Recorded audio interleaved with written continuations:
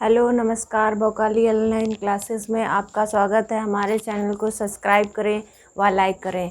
हिंदी का अलंकार part second, मैंने पहले फर्स्ट पार्ट पढ़ाया था, आज सेकेंड पार्ट पढ़ा रहे हैं, जिसमें अलंकार का पार्ट सेकेंड पढ़ा रहे हैं। उसमें हमने आपको अलंकार के बारे में बताया था कि अलंकार क्या होता है, किस तरह से इसका बहुत ज़्यादा किसी भी एग्ज़ाम में आता है और किस तरह से क्वेश्चन पूछे जा सकते हैं, उसकी परिभाषा बताई थी अलंकार की।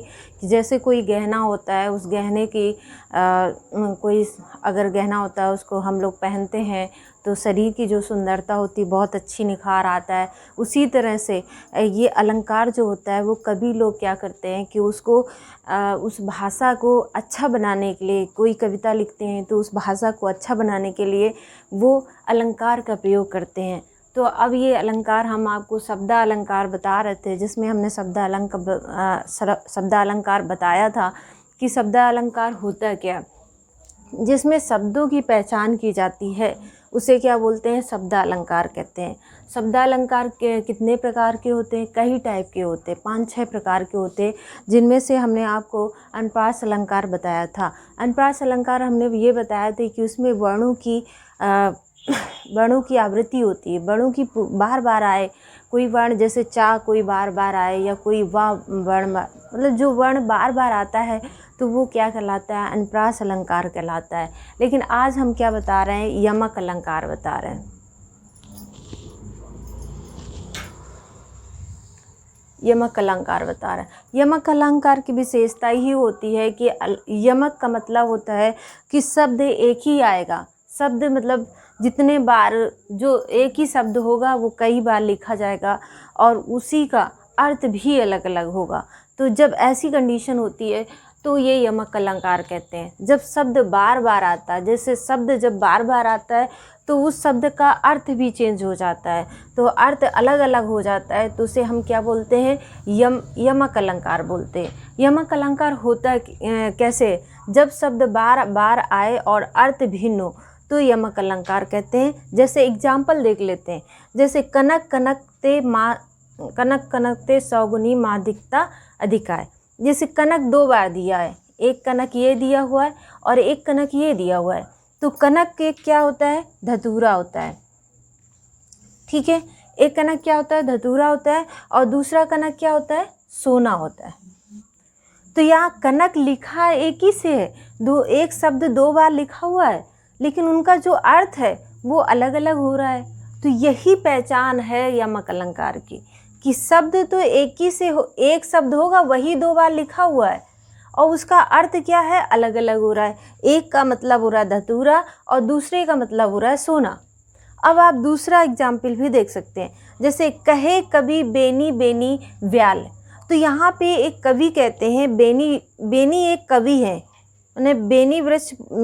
बेनीपुरी जी एक कवि है, और एक बेनी क्या है, चोटी कही जाती, जो महिला की चोटी होती है तो उसे क्या बोलते हैं, बेनी बोलते हैं। तो अब यहाँ पे क्या कह रहे हैं कि कवि कह रहा है कि महिला की जो चोटी है, बेनीपुरी जी कह रहे हैं कि जो महिला की चोटी है वो सांप के शरीर की तरह दिखाई दे रही। तो ये सांप की तरह, व्याल मतलब क्या होता है, सांप के शरीर के, तो ये सांप के शरीर की तरह दिखाई देती है। एक व्याल शेर को भी बोला जाता है। तो इस तरह से ये क्या कह रहे हैं कि कवि जी कह रहे हैं कि एक बेनी, एक उनका नाम हो गया, बेनी बृहस्पति जी का नाम हो गया, और एक क्या हो गया, बेनी चोटी कहा गया है। तो ये बेनी मतलब ये किसी महिला की चोटी है। तो इस तरह से 2 शब्द, एक ही शब्द 2 बार लिखा हुआ है, बेनी और बेनी, लेकिन इनका दोनों का अर्थ क्या है, अलग अलग है। जब इनका दोनों का अर्थ अलग अलग है तो ये क्या कहलाएंगे, यमक अलंकार कहलाएंगे। तो ये ऐसे पहचान सकते हैं। आप तीसरा भी देख सकते हैं, 3 बेर खाती थी वो 3 बेर खाती थी। तो यहाँ क्या, कोई महिला है, मान लो कोई महिला है तो वो क्या कर रही है, 3 बेर खाती थी, 3 टाइम खाना खाती थी। और क्या खाती थी, वो 3 बेर खाती थी। एक बेर क्या होता है, 3 फल खा लेती थी। तो मतलब यहाँ पे क्या हो गया, एक 3 बेर खाती थी, मतलब एक क्रम की टाइम, 3 टाइम खाना खाती थी। वो क्या खाती थी, 3 बेर खाती थी, बेर एक क्या हो गया, फल हो गया। तो इस तरह से लिखा सेम है, बेर बेर, लेकिन इनका अर्थ क्या हो रहा है, अलग अलग हो रहा है। तो जो ये अर्थ अलग अलग हो रहा है, इसी को हम क्या बोलते हैं, यमक अलंकार बोलते हैं। ये बहुत ही इम्पॉर्टेंट है, कई बार एग्जाम में आया हुआ है। एग्ज़ाम पे, किसी भी एग्ज़ाम में, एसआई में, पुलिस में, और पीसीएस लेवल के भी सीसेट वगैरह में, सब में ये आया हुआ है। तो ये जो आया हुआ है, इसी वजह से मैं वही क्वेश्चन कराती हूँ जो एग्ज़ाम में आते हैं, उन्हीं क्वेश्चन को मैं रख करके आपको बता रही हूँ। अब चौथा देख लेते हैं इसी का, माला फेरत जुग भया, मिटा न मन का फेर, कर का मन का डार के, मन का फेर। तो इसमें क्या कह रहा है, माला फेरत जुग भया। कुछ लोग होते हैं जैसे कि खूब माला फेरते रहते हैं, मतलब कि सुबह शाम दिन रात पूजा करते हैं। ठीक है, अच्छी बात है, पूजा करो, भगवान की पूजा करना बहुत ज़रूरी है। ठीक है, क्योंकि कहते हैं कि अगर सारा दिन आप काम करते हैं तो 10 मिनट भगवान को देते हैं तो कुछ ना कुछ तो अच्छी चीज़ें प्राप्त होती हैं। लेकिन उसमें देखना है, माला फेरत जुग भया, माला खूब फेरो, पूजा करो, अच्छा है, मिटा ना मन का फेर। लेकिन मन का फेर होता है, जो मन की बातें होती हैं, अच्छी बातें लाओ, गलत बातों को निगलेक्ट करो, गलत चीज़ों को दूर करो, लेकिन अच्छी बातों को अपने मन में लाओ। कर का मन का डार के, और कर मतलब हाथ जो मन का हाथ है उसको डाल दो। मन का हाथ मतलब अगर गलत चीज़ें आप किसी के साथ कर रहे हैं तो वो चीज़ें गलत करना छोड़ दो। इसके साथ मन कर फेर, और मन से किसी का अच्छा काम करो। मतलब क्या है कि बहुत लोग होते हैं, पूजा पाठ करते हैं, सब कुछ करते हैं, अच्छी बात है, भगवान की पूजा करो, याद करो, भगवान को टाइम दो। लेकिन ये गलत है कि तुम माला फेर रहे हो, पूजा कर रहे हो, फिर किसी के साथ गलत कर रहे हो, ये चीज़ गलत है। हमेशा दूसरों के साथ, अगर अपने साथ भी अच्छा कर रहे हो तो दूसरे के साथ भी अच्छा ही सोचो, गलत सोचने की ज़रूरत नहीं है।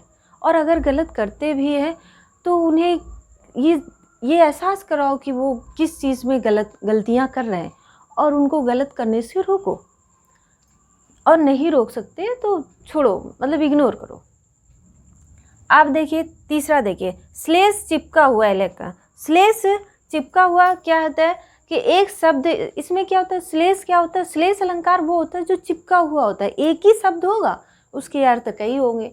जब ऐसी चीज़ें होंगी तब ये श्लेष अलंकार कहते हैं। एक शब्द एक बार आए, अर्थ भिन्न भिन्न होगा। मतलब शब्द एक शब्द और एक बार ही आएगा, लेकिन उसका अर्थ कई भिन्न भिन्न हो जाएगा, कई तरह से हो जाएगा। जैसे एग्जाम्पल देख सकते हैं, हे प्रभु हमें दो जीवन दान। अब यहाँ पे कह रहा है कि कोई मुसीबत में फंसा है, बिल्कुल उसके मतलब कि प्राण संकट में है, तो वो सारा मतलब कि पूरा जीवन जी लेता है, उसके बाद भी उसको लगता है कि अभी हम जीवन नहीं जी पाए अच्छे से, तो कहता है प्रभु हमें थोड़ी सा जीवन दान दे दो, हम अपना जीवन जी लें, हम ये काम कर लें, वो काम कर लें, तो हमारा इतना काम हो जाए। ठीक है। दूसरा इसी मतलब से निकालते हैं, हे प्रभु हमें दो जीवन दान।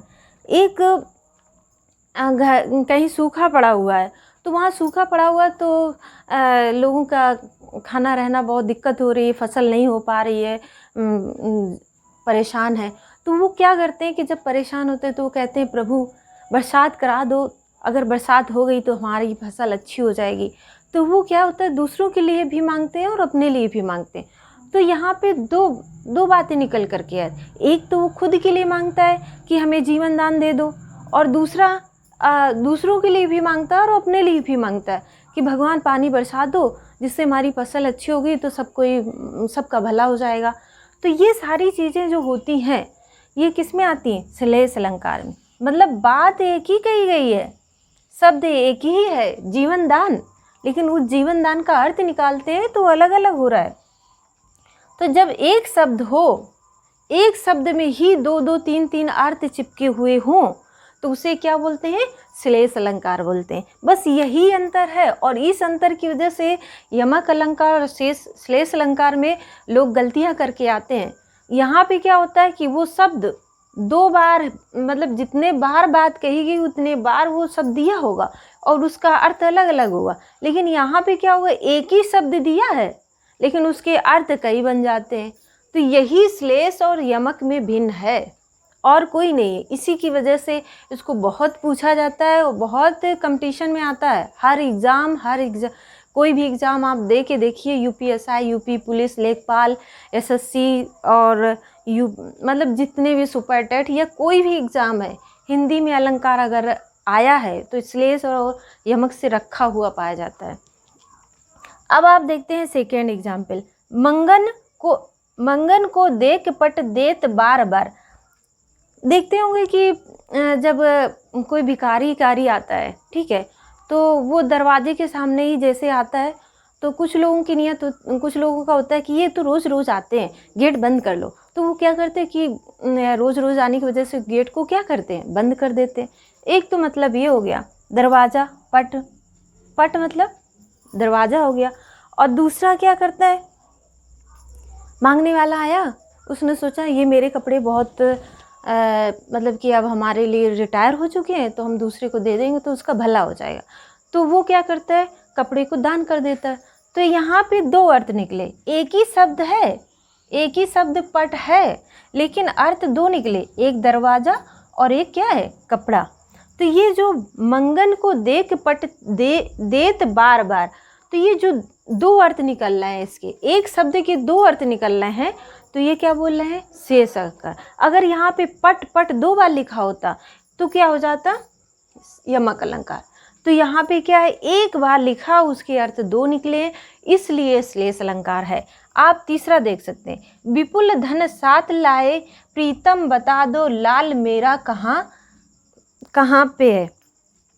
तो यहाँ पे क्या कह रहा है कि कोई स्त्री है, अपने पति से पति जब बाहर जाता है तो उससे उसका लड़का भी उसके साथ जाता है, उसके पति के साथ में, और वहाँ से धन कमा के लेके आता है। तो वो अपने लड़के को नहीं देखती है, तो वो ये कहती है कि प्रीतम आप आ तो गए, बहुत सारा धन भी ले आए, लेकिन आप मेरे लड़के को नहीं लाए, लाल को नहीं लाए। लाल यहाँ दिया गया है, यहाँ पे क्या कहा गया, लाल को नहीं लाए, मतलब लाल कहाँ है वो पूछ रही है। तो ये एक तो क्या हो गया, बेटा हो गया। अब आप दूसरी तरह से भी कर सकते हैं, विपुल धन साथ लाए प्रीतम बता दो लाल मेरा कहाँ है। तो यहाँ पे कुछ ये भी कह सकते हैं कि किसी का पति विदेश गया और वहाँ से आ रहा है, तो उसने कहा लाल कपड़ा ले आना मेरे लिए। तो वहाँ पे वो जब वो आया तो वो सबसे पहले वही पूछती है कि लाल कपड़ा मेरे लिए क्यों नहीं लाए हो। तो वो क्या होता है कि धन और सब कुछ लेके आए, लाल कपड़ा मेरे लिए नहीं लेके आए। तो ये यहाँ पे दो अर्थ निकल गए, एक लाल मतलब बेटा, और एक लाल कपड़े की या लाल पत्थर की बात की जा रही। तो ये जो चीज़ें हैं, इसको एक शब्द के दो तीन अर्थ निकलते हैं, उसी को हम क्या बोलते हैं, श्लेष अलंकार। एक और बहुत ही प्रचलित है और बहुत एग्जाम में आया हुआ है, रहीमन पानी राखिए बिन पानी सब सून। तो ये पानी जो बार बार आ रहा है इसमें, तो इस पानी के कई अर्थ हो जाते हैं यहाँ पर। तो इस तरह से इसको जब कई अर्थ पानी के हो जाते हैं तो उसे श्लेष अलंकार कहते हैं। इसी के साथ ये जो हम ये पढ़ा रहे हैं अलंकार, ये आप अच्छे से पढ़ें और बुक से रिवीजन करें, क्योंकि हम अगर बोर्ड में पढ़ा दिया है तो उसको आप जब तक रिवीजन नहीं करेंगे तब तक ये आप पढ़ तो लेंगे लेकिन भूल जाएंगे। और अगर इसको रिवीजन करते हैं और अच्छे से प्रैक्टिस करते हैं बुकों से, तो फिर ये आपके दिमाग में बैठ जाएगा और आप अच्छे से एग्ज़ाम में कर पाएंगे। और ये मान लो कि ये बहुत आता है, हर एग्ज़ाम हम जो बताते हैं यहाँ पर वो हम एग्ज़ाम के लेवल से बताते हैं कि जो एग्ज़ाम में आती हैं और किस तरह से आती हैं। इसी के साथ थैंक यू, नमस्कार।